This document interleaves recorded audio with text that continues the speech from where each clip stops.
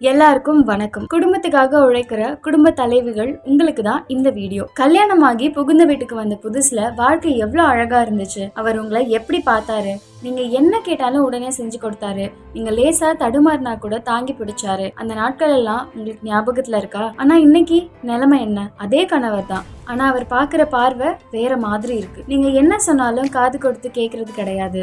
சின்ன விஷயத்துக்கு கூட எரிஞ்சு விழுறாரு. நான் வீட்டுல இருக்கேனா இல்லையான்னு கூட அவருக்கு தெரியல அப்படின்னு பல பேர் நைட்டு தூங்கும் போது அழுதுகிட்டே இருக்கீங்களா? உண்மை என்னன்னா, இந்த மாதிரி ஆண்கள் மாறுறதுக்கு நாமளும் ஒரு காரணம். நான் என்ன தப்பு பண்ணேன்? இந்த குடும்பத்துக்காக உழைக்கிறேன், இது என்ன தப்பு இருக்கு அப்படின்னு நீங்க என்ன கேட்கலாம். ஆனா அங்கதான் விஷயமே இருக்கு. நம்ம பெண்கள் பண்ற அந்த அளவுக்கு மீறிய தியாகம் தான் அவங்க பண்ற பெரிய தப்பே. அவர் என்ன பண்ணாலும் நம்ம பொறுத்துட்டு தான் போறோம். அந்த பொறுமை தான் அவங்களுக்கு துணிச்சலை கொடுக்குது. இவ எங்க போக போறா, இவளுக்கு நம்மளை விட்டா வேற கதி இல்லை அப்படின்னு அவங்க மனசுல ஒரு அலட்சியம் வந்துருது. கெஞ்சுறதுனாலையும் சண்டை போடுறதுனாலையும் இழந்த மரியாதையை மீட்க முடியாது. ஏன்னா கெஞ்சினா நீங்க பலவீனமானவங்கன்னு நினைப்பாங்க, சண்டை போட்டா நீங்க ரொம்ப மோசமானவங்கன்னு நினைப்பாங்க. இது ரெண்டையும் தாண்டி உங்க நடவடிக்கையை மாத்துறது மூலமா தான் மரியாதையை மீட்க முடியும். இன்னைக்கு நான் சொல்ல போறேன் இந்த 5 விஷயங்களை மட்டும் வெறும் ஒரே ஒரு வாரம் கடைபிடிச்சு பாருங்க. நிச்சயமா உங்களோட கணவர் உங்களை தேடி வருவாரு. வாங்க அது என்னன்னு இப்போ ரொம்ப டீடைலா பார்க்கலாம். முதல் விஷயம், அளவுக்கு மீறி உங்களோட பாசத்தை கொட்டாதீங்க. குறிப்பா அவர் உங்களை உதாசீனப்படுத்தும் போது, அசிங்கப்படுத்தும் போதும். பாசம் வைக்கிறது தப்பு இல்லை, ஆனா சுயமரியாதையை விட்டுட்டு பாசம் வைக்க கூடாது. ஒரு உதாரணம் சொல்றேன், கேளுங்க. அவரு ஆபீஸ்ல இருந்தோ இல்ல வெளியில இருந்தோ வீட்டுக்கு வராரு. ஏதோ ஒரு கோவம் வந்த உடனே அந்த கோபத்தை உங்க மேல காட்டுறாரு. சாப்பாடு சரியில்லைன்னு தட்டி விடுறது, தள்ளி விடுறது, இல்லைன்னா உங்களை வார்த்தையால காயப்படுத்துறது. அந்த நிமிஷம் உங்களுக்கு வலிக்கதான் செய்யும். ஆனா நிறைய பெண்கள் என்ன பண்றாங்க தெரியுமா? அடுத்த 10 நிமிஷத்துல அவர் கோவமா இருக்காருன்னு பயந்து போய் அவருக்கு பிடிச்ச பலகாரத்தை செஞ்சு எடுத்துட்டு போவாங்க. இல்லைன்னா காஃபி போட்டு கொடுப்பாங்க, டீ போட்டு குடிப்பாங்க. இது குடிங்க, இதையாச்சும் சாப்பிடுங்க அப்படின்னு கெஞ்சுவாங்க. இது நீங்க அன்பால செய்யறீங்க. ஆனா அவர் மனசுல இது எப்படி பதியும் தெரியுமா? ஓ, இதுல நம்ம அசிங்கப்படுத்தணும், ஆனா இவன் நமக்கு காஃபியோ டீயோ கொண்டு வந்து கொடுக்குறா, அப்போ நம்ம எப்படி நடந்துக்கிட்டாலும் இவன் நமக்கு வேலை செய்வா, இவளை மதிக்க வேண்டிய அவசியம் கிடையாது அப்படின்னு அவரே ஒரு முடிவு பண்ணிடுவாரு. இத மாத்துங்க. அவரு உங்க மனசை காயப்படுத்தினா கொஞ்சம் ஒதுங்கி நில்லுங்க.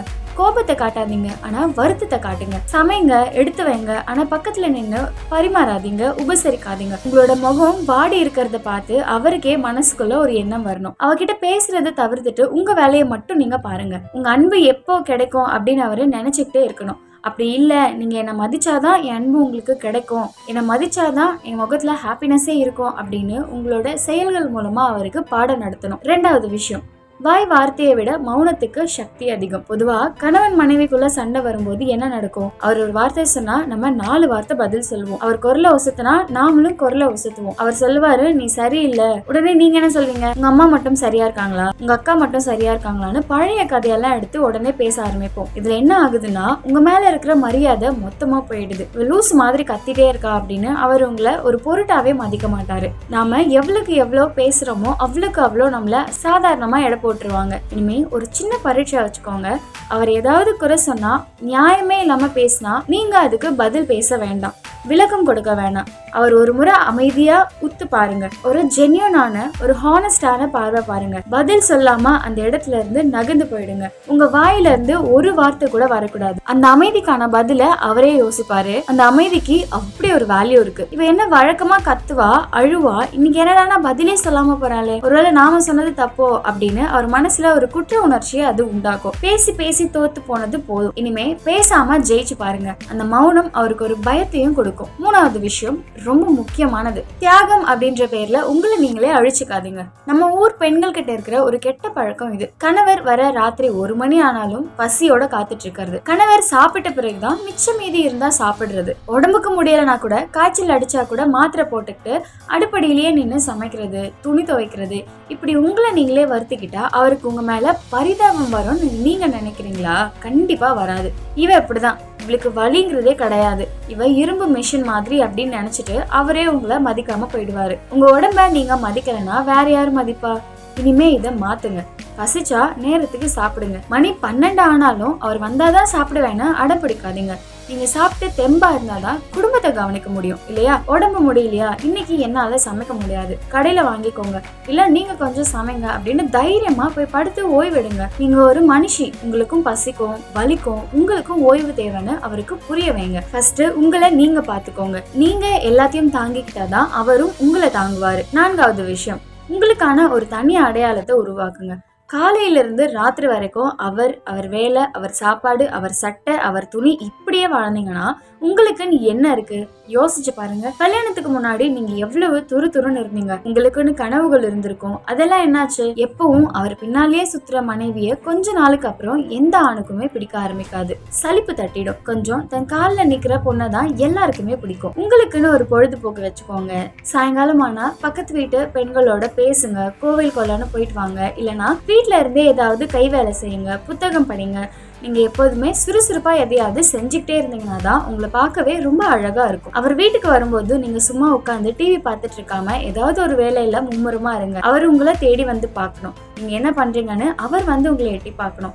அந்த அளவுக்கு நீங்க பிஸியா இருங்க. என் மனைவிக்குன்னு ஒரு உலகம் இருக்குன்னு அப்பதான் அவரு உணர்வாரு. 5வது விஷயம், அவர் முன்னாடி பலவீனத்தை காட்டாதீங்க. முக்கியமா அழாதீங்க. உங்க கண்ணீரை பார்த்தா ஒரு காலத்துல அவருக்கு மனசு கஷ்டமா இருந்திருக்கலாம். ஆனா இப்போ அது அவருக்கு பழகி போச்சு. நீங்க அழுதா எப்பவுமே இப்படிதான், இப்ப ஆரம்பிச்சிட்டாலா அப்படின்னு அவருக்கு ஒரு எரிச்சல் தான் வரும். இன்னொரு விஷயம், நீங்க அழுதா அவர் ஜெயிச்சிட்டாருன்னு அர்த்தம் ஆயிடும். அவர் சொன்ன வார்த்தை உங்களை காயப்படுத்திருச்சு, அது கரெக்ட் தான் அப்படின்னு அர்த்தம் ஆயிடும். எந்த சூழல வந்தாலும் எவ்வளவு கஷ்டமா இருந்தாலும் தனியா போய் அழுங்க, குளிக்கிறப்போ அழுங்க, பாத்ரூம்ல அழுங்க, தப்பு கிடையாது. ஆனா உங்களை அசிங்கப்படுத்தினவங்க முன்னாடியோ உங்களை உதாசீனப்படுத்தவங்க முன்னாடியோ முகத்தை தொடச்சிக்கிட்டு தலை நிமிர்ந்து நில்லுங்க. என்னை காயப்படுத்துற சக்தி உங்களுக்கு இல்ல, நான் அவ்வளவு பலவீனமானவளும் கிடையாது அப்படின்ற மாதிரி கம்பீரமா இருங்க. உங்க தைரியத்தை பார்த்து அவருக்கே ஒரு பயம் கலந்த மரியாதையும் வரும். ஸோ ஃப்ரெண்ட்ஸ், வீடியோவோட எண்டுக்கு நம்ம வந்தாச்சு. இப்போ நான் சொன்னது எல்லாமே கணவர் முன்னாடி அழக்கூடாது, இப்படி பண்ணக்கூடாது, அப்படி பண்ணக்கூடாதுன்னா அப்போ நான் யார்கிட்ட மனசு விட்டு பேசுவேன், யார்கிட்ட மனசு விட்டு அழுவேன் அப்படின்னு நீங்கள் யோசிக்கலாம். நான் சொன்னது எல்லாமே உங்களை உதாசீனப்படுத்துகிற ஒரு கணவர் முன்னாடி நீங்கள் எப்படி இருக்கணும் அப்படின்றது தான். எல்லா கணவர்களுமே அப்படி இருப்பாங்க அப்படின்னு கிடையாது. இந்த உலகத்தில் அன்பை கொட்டி கொட்டி கொடுக்குற கணவர்கள் ரொம்ப அதிகமாகவே இருக்காங்க. சில கணவர்கள் கல்யாணமான புதுசுல இந்த மாதிரி இருப்பாங்க. கல்யாணம் ஆகி கொஞ்ச நாள் ஆனதுக்கு அப்புறமா போக போக தான் இந்த மாதிரி உங்களை உதாசீனப்படுத்துறது, உங்களுக்கு மரியாதை கொடுக்காம இருக்கிறது, உங்களோட வேல்யூவை புரிஞ்சுக்காம இருக்கிறது, இந்த மாதிரி எல்லாம் இருப்பாங்க. இந்த மாதிரி இருக்க கணவர்களுக்காக தான் இப்போ நான் சொன்ன டிப்ஸ் எல்லாம் ஒர்க் அவுட் ஆகும்.